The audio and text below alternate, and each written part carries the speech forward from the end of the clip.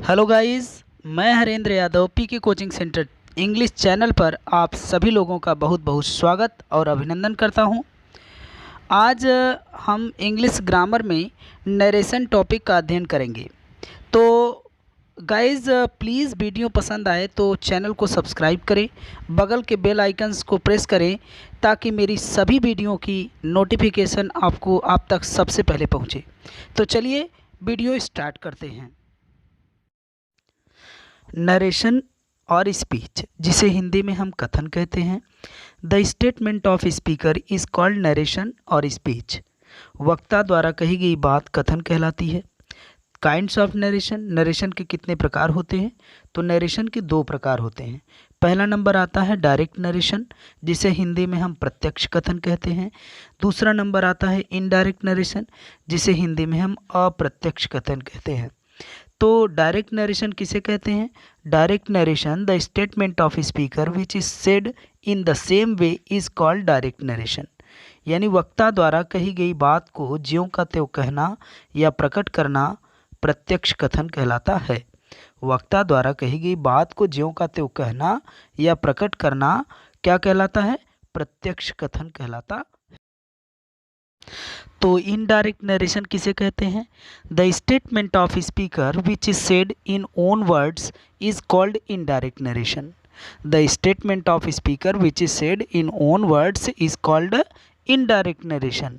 यानी वक्ता द्वारा कही गई बात को अपने शब्दों में कहना या प्रकट करना अप्रत्यक्ष कथन कहलाता है। तो देखते हैं डायरेक्ट नरेशन के कुछ पहला एक एग्जाम्पल है। He said to me, he said to me, फिर कामा दिया गया है, फिर इन्वर्टेड कामा। इन्वर्टेड कामा के अंदर लिखा गया है आई एम योर फ्रेंड। तो इसमें ही जो है वो सब्जेक्ट है, वो भी रिपोर्टिंग वर्ब का। ये ही रिपोर्टिंग वर्ब का सब्जेक्ट है और सेड जो है वो खुद रिपोर्टिंग वर्ब है और मी इसमें ऑब्जेक्ट है, वो भी किसका? रिपोर्टिंग वर्ब का। तो सब्जेक्ट कौन है? रिपोर्टिंग वर्ब का सब्जेक्ट ही है और रिपोर्टिंग वर्ब का ऑब्जेक्ट मी है। और जो इन्वर्टेड कामास के अंदर जो स्टेटमेंट लिखा गया है वो रिपोर्टेड स्पीच है। तो चलिए इसमें और डिटेल्स में समझते हैं। तो इसमें ही, जिसे रिपोर्टर भी कहते हैं, ये रिपोर्टिंग वर्ब का सब्जेक्ट है और सेड इसमें रिपोर्टिंग वर्ब का ऑब्जेक्ट है और मी इसमें ऑब्जेक्ट ऑफ रिपोर्टिंग वर्ब यानी रिपोर्टिंग वर्ब का ऑब्जेक्ट है। तो इसमें ये पूरा ही सेड टू मी, ये पूरा भाग रिपोर्टिंग स्पीच कहलाता है और जो इन्वर्टेड कामा के अंदर वाला भाग है उसे हम रिपोर्टेड स्पीच कहते हैं। तो ये ध्यान रखना है हमको, इसीलिए हमने नोट में लिखवा दिया है कि रिपोर्टेड स्पीच हमेशा कैपिटल लेटर से शुरू होता है। रिपोर्टेड स्पीच हमेशा कैपिटल लेटर से शुरू होता है। तो चलिए देखते हैं डायरेक्ट स्पीच और इनडायरेक्ट स्पीच को इसमें स्पष्ट किया गया है।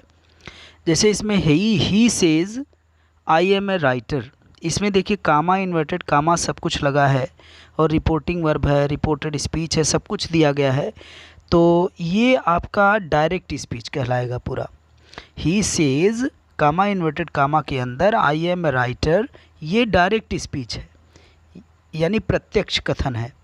और इसमें ही सेज दैट, इसी को इनडायरेक्ट नरेशन में यानी कि अप्रत्यक्ष कथन के रूप में व्यक्त किया गया है। He says that he is a writer, यानी इसमें he says I am a writer लिखा गया था, जिसका हिंदी अर्थ होता है वह कहता है मैं लेखक हूँ।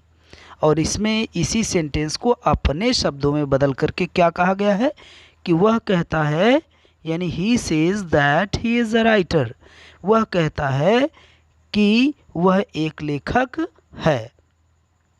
तो इस तरीके से इन दोनों सेंटेंसेस को यानी डायरेक्ट और इनडायरेक्ट को स्पष्ट किया जा रहा है इसमें।